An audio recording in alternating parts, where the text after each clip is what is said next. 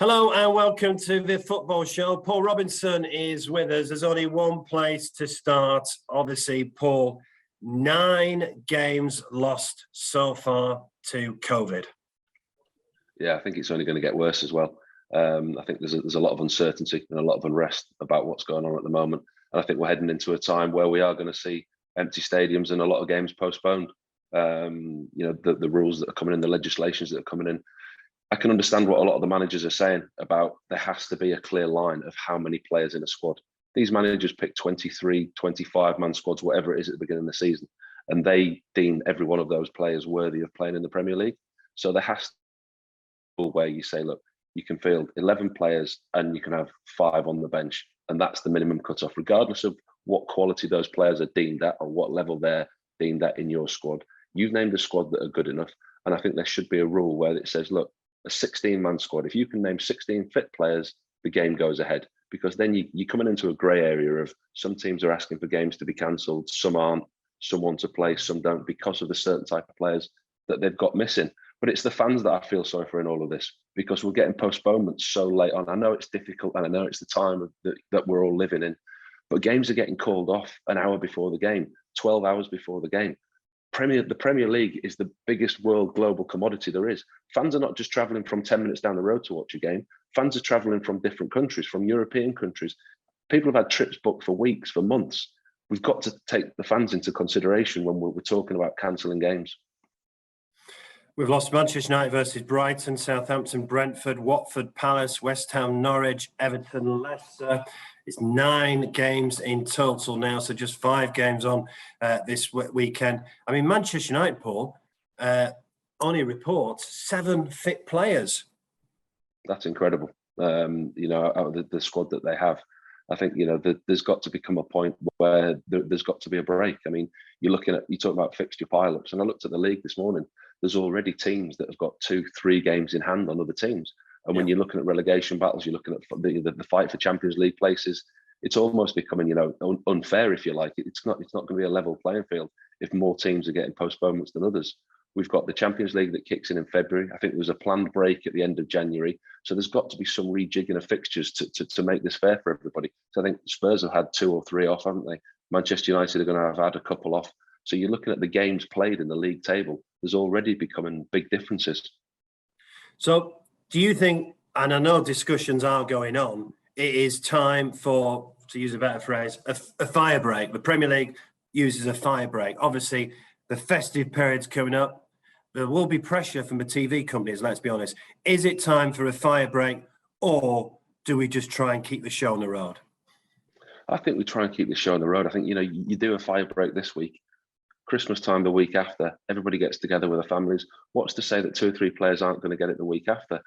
The testing that we're told, players are tested on a regular basis, but we're also told that you don't show for 2 to 5 days. So players may have been tested today that haven't showed, where in 5 days' time, they might have 3 or 4 more infections. There might be 5 infections in a squad now that we don't know about that haven't showed on tests yet. So we're in a real world of uncertainty. Whether a fire break works or not, you don't know, because I think if you listen to the advice that we're getting, it's going to get worse. The spike's coming. Footballers aren't exempt from that because they go to petrol stations, they go to cafes, they go out with their family, they see their friends. It's always going to infiltrate football at some point. And footballers are not going to be exempt because of the vaccination rates as well. The Premier League have not announced their vaccination rates since October was the last time they announced them. 68% of Premier League footballers fully vaxxed. Obviously, we don't know about the booster. And 81% had the first dose. That was back in October. Yesterday, the EFL announced the vaccination rates for November. And 25% of EFL players had not had any vaccine at all. And only 59% were double vaccinated in November. Paul, I know you've retired, but if you were in the dressing room, would you have a vaccination? Absolutely, yeah. I would take it straight away. And football's in a privileged position. You've got a doctor on call day in and day out. That's one thing you miss as a professional player. You say you miss the dressing room, you miss the lads, you miss the training, but you have a doctor and physio on call day in and day out. All of a sudden you retire. Yes, you keep in contact with the doctors and you have your private healthcare. But if you don't, you've got to go and see the doctor down the road. You have access to the world's best medical care day in and day out. If the doctor at the club's advising you and it's there and you're one of the first ones to get it, why wouldn't you? I really don't understand why you wouldn't get the vaccine to protect yourself, to protect your family. I mean, I've had all three of mine. I've had both of mine and my booster. My family have all had theirs. My 14-year-old boy, he couldn't when the first vaccines came out because he'd had COVID too recently. I took him yesterday to get his first dose. There's nothing to suggest that you shouldn't. And the sportsmen, the footballers, the value that they give everybody, the mental health advantages that they provide, the entertainment that they're going to provide over Christmas and over a period of a season. I don't understand why they would put that at risk for everybody else. I thought Pat Nevin made a really good point on the radio last night. He said, when we were in the darkest days of the last lockdown in January and February, footballers were allowed to play, were allowed to go out and earn money. So surely now, when it's tough again, they should go and get vaccinated. Yeah, but listen, it's personal preference. You can't force somebody to do something that they don't believe in with their own health. And if that's an issue, that's people's own personal choice. But you're absolutely right. Football was a relief for people. It kept people sane. When football came back, yes, it was empty stadiums, but it was back on the television and it was back every night of the week. I mean, one of the things, if you remember from lockdown, football came back and we could watch it on a Saturday afternoon. We could watch it Monday to Friday. Fixtures were spread out and it was there and it was some kind of relief and it was some kind of light at the end of the tunnel for everybody. These lads these days earn an absolute fortune and they've got a responsibility, to provide a service, if you like, and an entertainment. And I think that they have some kind of responsibility to do that. I think Klopp has spoke very well this week. He said, ignore the lies. He's also said Liverpool are at 100% or very close to 100% vaccination rates. And Klopp said, the whole vaccination thing for me is a massive question of solidarity, loyalty, and togetherness. There is only one answer, so you do it. And I think not only is that important for the footballers, but also, there is a level of the general public who've not had a vaccination. So it's good to hear Jurgen Klopp encourage people to go and get the vaccination. Listen, if Jurgen Klopp's telling you that all of his team have had a vaccination, you look at the way they're playing. I'd have 3 vaccinations tomorrow, please. All of these footballers looking at Liverpool, look at the results, look at the way they're playing. If Mohamed Salah's had two vaccinations and his booster, and he's the best player in the world at the moment, you look at the results that Liverpool are churning out, you look at the way that their players are performing. Some of these lower league players are due getting a vaccination or two, what they've had. Well, you mentioned Liverpool, another outstanding performance. Is it a 2-horse race now, do you think, with Chelsea dropping points, or am I being a bit too premature? I think it's maybe a little bit premature because Chelsea are strong. They've shown early season form that they can keep pace, but they've had 2 big drop points at home. The Leeds game, the Everton game, recent drop points that they've had. They only scraped by against Leeds. That's from our Leeds hat. I'm thinking that we'd got a point already, but they hadn't in the last minute. But the Everton game will be disappointing for them against a very weak Everton team. But I think City and Liverpool are on a different level. I was at the Etihad the other night to watch them put 7 past Leeds, and they were incredible. They really were. And Liverpool, the way you say that they're playing this season, I genuinely think that it's between those two at the moment. Chelsea have got it all on to keep pace with them. They really have. And then I think last time we were together, we spoke that the top 3 is not going to change. So then it's a battle for the 4th spot. Arsenal obviously put a couple of good results together now. Arsenal, West Ham, and we don't know what Manchester United can be like, do we, on Ralph Rangnick? Well, I think that 4th spot, there's a real opportunity now. Arsenal have put a few results together. West Ham's strength and depth has been tested. They've had a couple of indifferent results. And it'll be interesting to see how they respond and what David Moyes gets from his players. But then you see Spurs in there. We talked earlier about the games in hand. Spurs have now got a few games in hand. Conte's got a chance to work with his players. He's got a chance to get his squad back together. He's the full fit players. 4th is a really tough one to call. It really is. Arsenal at the moment are in possession. I said to you a couple of weeks ago that I thought West Ham were the favourites for that. They're going to have a real test with the squad rotation. But Manchester United, the unknown quantity. They've had 2 scruffy 1-0 wins, if we're honest. You don't know what Ragnick's going to do, the way that he's going to play. They're going to press high. They're going to be very narrow. They're going to be hard to beat. First of all, defensively, he's made them stronger. I think, in all honesty, out of the 3 now, I think Manchester United will be looking at that 4th spot thinking we've got a real chance here. They won't have done much training like though, will they? They've only got 7 fit players from the first team squad. The title odds, by the way, Man City 8-15, Liverpool 5-2, Chelsea 13-2, and then it's 100-1 Manchester United and the rest. Let's talk about the games we do have on this weekend. The 3 o'clock kickoff, Aston Villa versus Burnley. Well, what a job Steven Gerrard's doing already. And Burnley, obviously, have got a game in hand on Watford. Burnley could climb out of the relegation zone with a win. But, well, obviously I want to hear from you, but you've got to fancy Villa at home, the way they're playing under Gerrard. Well, yeah, the battle of the clarets, isn't it? This would be a really good test for both teams. But I think what Gerrard's done there, the points he's amassed, as I think they've got what they wanted. Villa. It was quite a surprise when they sacked Dean Smith at the time they did, because the best thing you can give a manager is time, and they didn't give him time. They made that change. They made a big call. They saw a manager they wanted, and they went out and you've got to give a lot of credit to Aston Villa for doing that. He's changed their style of play. They press high. The way they played against Norwich, they really, really impressed me. I thought that could have been a really tough game for them, but they could have won that game a lot more comfortably. I think he's gone in there, the points that he's amassed since he's been in there, he's won more games than Dean Smith already in the short time that he's been there this season. And I think it's going to be a really tough ask for Burnley to go there. Burnley just seem to, they just lack that cutting edge this year. They've really struggled to score goals. They've leaked goals defensively. They've been better in recent weeks. Nick Pope was outstanding against West Ham. But I think it's going to be a really big ask for Burnley to go there. You're looking down the bottom of the table, and this is the first season. Obviously, I spent 18 months at Burnley, knowing what they do week in and week out. This is the first season, you look down there and you think they're going to be in a battle here this year to stay up. But it didn't start great last season. Sean Dyche can turn it around, can't he? Surely we're not going to hit the panic button, the Burnley board or anything like that. Oh, he never does. Sean will never change anything he does, because what he does works, and he does it day in and day out routinely.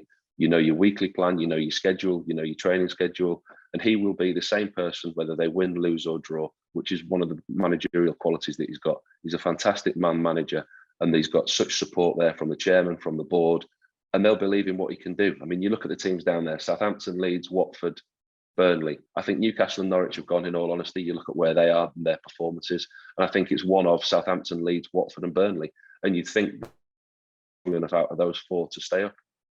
Prediction then, Aston Villa, Burnley? It's going to be a really tough one for Burnley, a really tough one. I like what Stephen's done there, and I think the way that they play will cause Burnley problems. It's going to be a really hard game for Burnley to go there. So I can't see anything but a Villa win. So I'm going to go Villa by 2 goals. That's the 3 o'clock kickoff. The 5:30 is Leeds versus Arsenal. Right, I want you to put your Leeds hat back on. Are you worried? Yes. In all honesty, yes. I think performances have been there of late until they went to the Etihad. The Etihad at Manchester City away is not going to be a season-defining game. It was never going to be a season-defining game. You don't expect to get points there. But what that 7-0 has done to the team, has done to the morale, that could really hurt. They've got huge players missing. They've got Patrick Bamford missing. Calvin Phillips is out for a long time. He's having an operation on his hamstring, which is not a quick fix. Liam Cooper's been out for a long time. They've had defensive issues. Luke Ayling's come back into the side. He's had to play centre-half. Rodrigo's been missing. They've played players out of position. They've had a huge injury list this. Now, that's no excuse, because the squad should be strong enough to take that. But their squad isn't strong enough to take that, because Bielsa notoriously likes to work with a small squad. He likes to work with a small group of players. They have to sign players in January. They really do. They've got a really tough run of fixtures now. They've got Arsenal Saturday. They've got Liverpool coming up. After that, I think it's Burnley and Villa.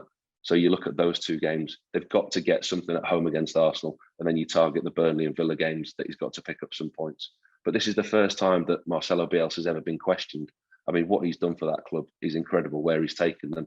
And when he leaves, he should be able to choose where he wants his statue. But all of a sudden, there's the first rumblings from Leeds fans, especially because of the way they played. It wasn't the fact they got defeated at the Etihad. It was the way they got beat. There didn't seem any fight. There didn't seem any heart. And that's not like one of his teams. You're obviously very close to it then, Paul. So what kind of rumblings are there about Bielsa? Well, you can hear it in the press. I mean, the first time in his press conference yesterday, he was questioned, was he inferior of his job? And he responded in a strong way, saying, look, no coach is unsackable, but what he's done there, etc. And his response was quite strong, and it was quite firm, and which is it's understandable. I mean, this is the first time in his 4-year tenure that there's ever been a blip. I mean, when he picked up the team, they were mid-table in the Championship. He almost got them promoted in the first season, promoted in the second season, mid-table in the Premier League third season. And this is the first time there's ever been any kind of question over his reign. And he's quite right in the way that he says, really, after 4 years, what I've done, I need, a little bit more time rather than questioning me now. And I think it's two things: the way the team's playing and the injury list that they've got. I think the form of Adam Forshaw coming back in, he can replace Calvin Phillips in that position. But I do think they need some players in January. I really do. But I said to you before about Burnley, Burnley, Watford, Leeds, Southampton. Out of those four, I think Leeds and Burnley have got enough to stay up. I really do. Prediction time then for Saturday, 5:30. I fancy Leeds to get something at home. Arsenal, we know they're rejuvenated under Arteta. They're playing a different way. They're getting results. I was impressed the way that they played midweek against West Ham. They've got problems in the camp with Aubameyang, been stripped of the captaincy. And Ellen Road, it's never going to be an easy place to go. That place will be bouncing on Saturday night. I fancy Leeds to turn things around. They're going to be struggling with injuries, but I think the atmosphere, the whole event will get them over the line. So I'm going to go for a very, very narrow 2-1 home win with a last-minute winner from Rafinha. Sunday, 2:00, Wolves versus Chelsea. Wolves doing very well this season. I think the way they played against Brighton impressed me. Brighton had a lot of chances, but they got themselves over the line. It's a difficult one for Chelsea. They're coming off the back of dropping points at home to Everton. It's going to be a really interesting game. It's a really close one to call, that one. I think that Tuchel will change things around. I think he has to. But again, this is another one we talk about with the COVID issues. Chelsea, before the game midweek against Everton, reported a lot of COVID issues. So we talk now about this game, and this is one that really could be in doubt nearer to the time. I think it's going to be a really big ask for Chelsea to go there. I can see this one being a score draw, in all honesty, because I like what Wolves are doing. Live on Sky at 2:15, Newcastle versus Man City. You've already said Newcastle are down, and you saw City at first hand on Tuesday night against Leeds. City are just getting into top gear. If they play like that against anybody, they'll sweep anybody aside. That's the best that I've seen them play in a long, long time. They're incredible. De Bruyne, Foden, Grealish. They played with a front six. I mean, they were almost unstoppable at times. You look at what Newcastle have done the last two games. They've conceded 3 against Liverpool, conceded 4 against Leicester. I just can't make any argument for Newcastle in this game. This is a game for the punters to put in the rackers as a definite win for Man City. And it's a constructive bet. It's how many and who's going to score them. You've got to go for the likes of 4-0 and Foden to get the first goal. I know you won't have enjoyed Tuesday night, but how good was Kevin De Bruyne? He was brilliant, wasn't he? And can you believe that we're even sat talking about him before the game? He can't play with Bernardo Silva. Is he as good as he was? And Pep just laughed the questions off in this press conference, didn't he? I mean, to question a player of that quality, I mean, to see him firsthand as well, to see the runs that he makes off the ball, to see the space that he creates, his assists, his goals. He's one of, if not the best player in the Premier League. He's absolutely incredible. But his interaction with Foden, with Grealish, Sterling, Jesus when he came on, the front six that City have got, they're fearful. There's a lot of talk about City needing a number 9, and I'm in that camp. I really do think they need one at times. They create so many chances, like the home game against Wolves, 23 chances without only scoring 1. But then they go and put 7 past Leeds. So Pep then turns around and goes, "Don't need a number 9." Well, while we talk about Man City centre forwards, you played against an absolute cracker, and he announced his retirement this week. Sergio Aguero, how good was he? Big loss to the game, really big loss to the game, and sad to see him go the way that he did. I mean, his legacy will be there forever and a day. What he achieved at Manchester City and what he achieved through his career, he's one of the best players that I played against. His finishing instinct, and he's a player that I admired as well. You have your favourite players yourself. You were always a kid and you had your favourite players, but even when you play, you have your favourite players that you play against. And he was one that I just loved watching, enjoyed playing against. And he played the game in a way that not many others can. The hat tricks that he'd score from 6, all of them from within 6 to 8 yards out, and then he'd score poachers goals. His runs in behind, his strength. He wasn't a typical number 9, but he was one of the best number 9s that I played against. He's one of the world's best, and he'll be remembered for a long, long time in football. It's a real shame that he wasn't able to make the impact at Barcelona that he did at Manchester City, and that the game's lost him. The way that it has. But like we say, his health comes first.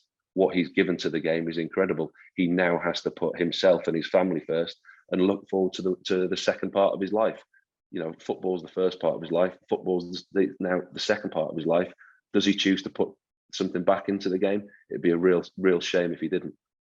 And it'll never happen again, will it? An injury time winner to win the league. That won't happen ever again. anybody of our generation will always remember that moment of Martin Tyler's commentary. You'll even remember it was Manchester United, Sunderland, it was QPR, it was Man City, it was Paddy Kenny in goal. You know, you remember everything. You remember it's replayed so many times. And that Martin Tyler's comment, I'm not going to do it, by the way. I'm not going to do it. But that Aguero, the way he shouts, it's iconic Premier League history. And I don't think there'll ever be another moment in the Premier League that you will remember the Premier League for like that. Let's move to Sunday, 4:30, Spurs versus Liverpool. Look, I know Eddie Howe was upset with one of the goals, but I just thought Liverpool were outstanding again against Newcastle. I think they have been. I think when they're in full flow, they're a real hard machine to stop at Liverpool. And you know, them and Man City, like you say at the moment, they're running away with it in performance-wise.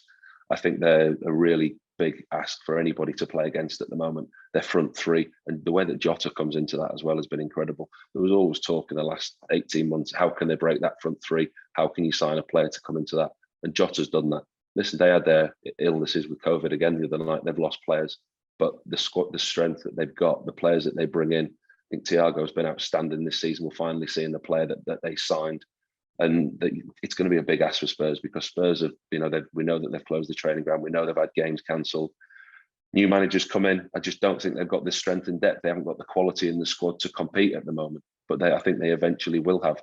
But I can't see any way that Spurs can get anything from this game, in all honesty. So if you fancy Liverpool on Sunday, but overall for the season, you do think Spurs are in the mix for that fourth spot? I do, yeah, because I think they've got a world-class manager now. I think we talked before, they've got everything right off the pitch. World-class stadium, world-class training ground. It's not right on the pitch, but they've now got a world-class manager to put that right on the pitch. He needs time to do that, because there's players at that club that he doesn't want. You can quite simply see that. There's players at that club that he needs to shift out, and there's players that he wants to bring in. And if you're going to bring a world-class manager in with a reputation like Conte, you have to give him funds and you have to give him time to do that. And I think, in time, Spurs will do that. This window will be hard. It's always hard to sign players in this window, but it's not hard to get players out, because people are looking for players. So he will shift players on. But I think if success-wise for Spurs, managerial-wise, they've never been in a better position since Pochettino took them to the Champions League final, which is when they should have kicked on. They should have invested. They should have backed the manager, and they didn't. Now's the time to back the manager, give him what he wants, and give him the opportunity. This is the best opportunity that Spurs have got now to kick on. Yes, they have got you look at the points difference. They're only 4 points off fourth position. You laugh, but saying Spurs fourth. I think it's the quarter-final of the League Cup they've got, and an opportunity to finish fourth in the Premier League. It could be a really good season for them. It's a big ask, don't get me wrong, with the squad they've got. It's a big ask. But looking with the glass half full, there's a real opportunity. Got the top manager in charge. Paul, really enjoyed your company today. Obviously, we're in very, very uncertain times, so make sure you all stay safe and sound. You too. Hopefully see you soon.